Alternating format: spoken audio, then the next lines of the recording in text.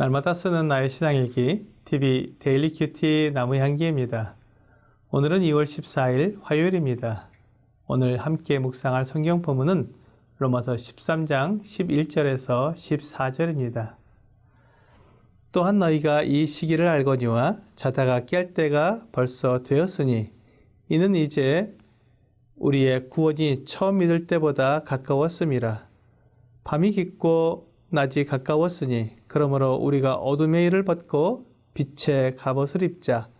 낮에와 같이 단정히 행하고 방탕하거나 술 취하지 말며 음란하거나 호색하지 말며 다투거나 시기하지 말고 오직 주 예수 그리스도로 옷 입고 정욕을 위하여 육신의 일을 도모하지 말라. 오늘 본문은 우리의 몸을 거룩한 산 제물로 하나님께 드리기 위해 우리가 하지 말아야 할 것을 보여주고 있습니다. 밤이 깊고 낮이 가까웠으니 어두움의 일을 벗고 빛의 갑옷을 입자고 말씀하고 있습니다. 초대교회 성도들은 언제나 주 예수님의 재림을 기다리고 있었습니다. 주님께서 승천하실 때 흰옷 입은 두 사람이 제자들에게 하늘로 가심을 본 그대로 다시 오시리라고 말씀하신 것을 믿고 하늘에서 구름을 타고 다시 오시는 주님을 기다렸습니다. 그래서 초대교회 성도들은 마라나타라고 인사를 나누었다고 합니다. 그 뜻은 우리 주님 오시옵소서입니다. 주님께서 승천하신 지 2000년이 지났지만 아직 다시 오시지 않았습니다. 그래서 많은 사람들이 주님이 오시지 않을 것처럼 말합니다.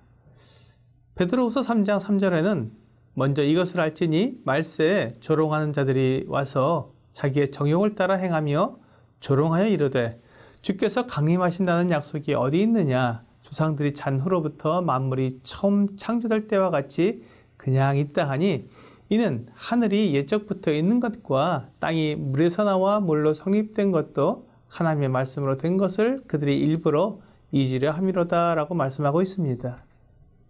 사람들은 예수님이 다시 오신다는 약속을 조롱합니다. 그런 게 어디 있느냐고 말하면서 놀려댑니다. 하지만 사람들이 뭐라고 말하든지 또한 시간이 얼마나 지났든지 주 예수님은 다시 오시겠다고 약속하신 대로 다시 오실 것입니다. 주님께서 약속하신 때가 처음보다 많이 지났기 때문에 다시 오실 때가 훨씬 가까워졌습니다. 그러므로 이제 깨어야 합니다. 아침이 다가올수록 밤은 더 깊어집니다. 세상이 더욱 어두워져서 하나님의 말씀을 조롱하고 술 취하고 방탕하고 음란하고 호색하며 다투고 시기합니다. 성경은 이런 어둠의 일을 벗고 빛의 갑옷을 입자고 말씀하십니다. 그렇습니다. 이런 어둠의 일은 하나님의 복음을 믿은 사람들이 하기에 적절한 일이 아닙니다.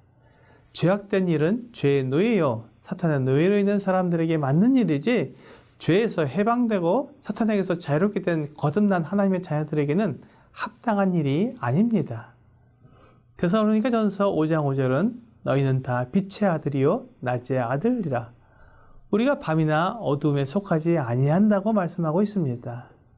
그러므로 우리는 빛의 갑옷을 입고 빛의 열매를 맺어야 합니다. 에베소서 5장 9절은 빛의 열매는 모든 착함과 의로움과 진실함에 있느니라고 말씀합니다.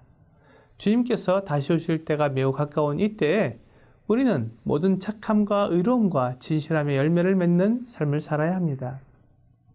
거짓이나 더러운 것은 어울리지 않습니다. 이 세상은 어둡기 때문에 빛의 자녀들이요 낮의 아들인 우리들을 공격합니다. 그래서 빛의 갑옷을 입어야 합니다.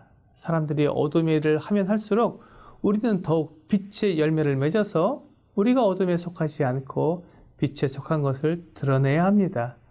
그리고 그 빛의 열매들로 어둠의 일을 막아내야 합니다. 빛의 갑옷을 입으라고 말한 바울은 14절에서는 주 예수 그리스도로 옷 입으라고 말합니다. 우리가 무슨 일을 하든지 우리의 입에서, 우리의 행동에서 예수 그리스도가 나타나야 합니다. 사람들이 우리를 볼 때 그리스도를 볼 수 있어야 한다는 말입니다. 세상과 사탄은 우리를 유혹합니다.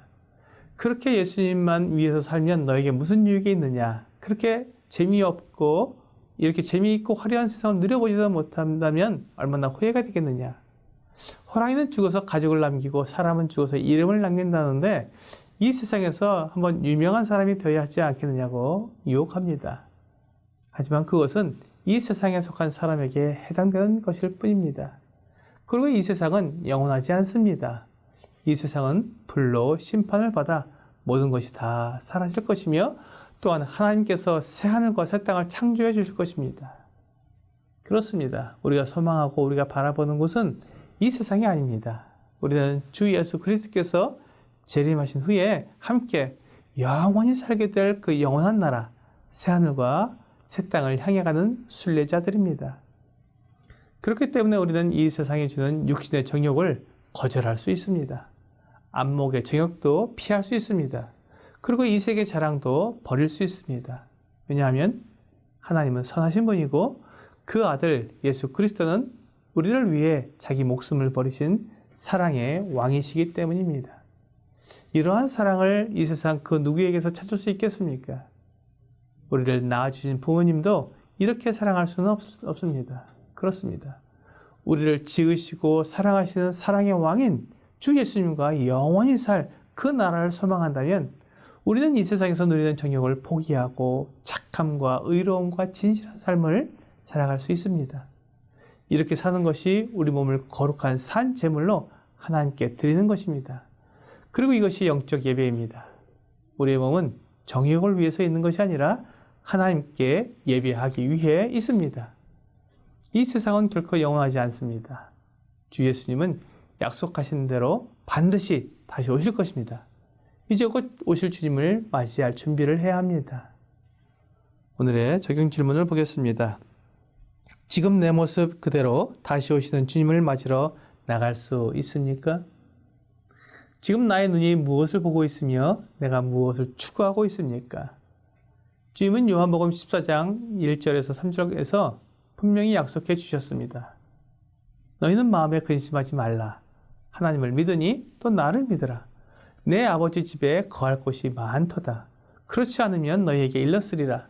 내가 너희를 위하여 거처를 예비하러 가노니 가서 너희를 위하여 거처를 예비하면 내가 다시 와서 너희를 내게로 영접하여 나 있는 곳에 너희도 있게 하리라. 주님은 이 약속을 반드시 이루어 주실 것입니다. 주님을 만날 것을 소망한다면 이제 어둠의 일은 벗어버려야 합니다. 오늘 주님이 다시 오신다는 약속을 바라봄으로 하나님의 자녀로 빛의 아들로 합당한 삶을 살고 빛의 갑옷을 입고 주님을 맞이하는 여러분과 제가 되기를 주 예수님의 이름으로 기도합니다.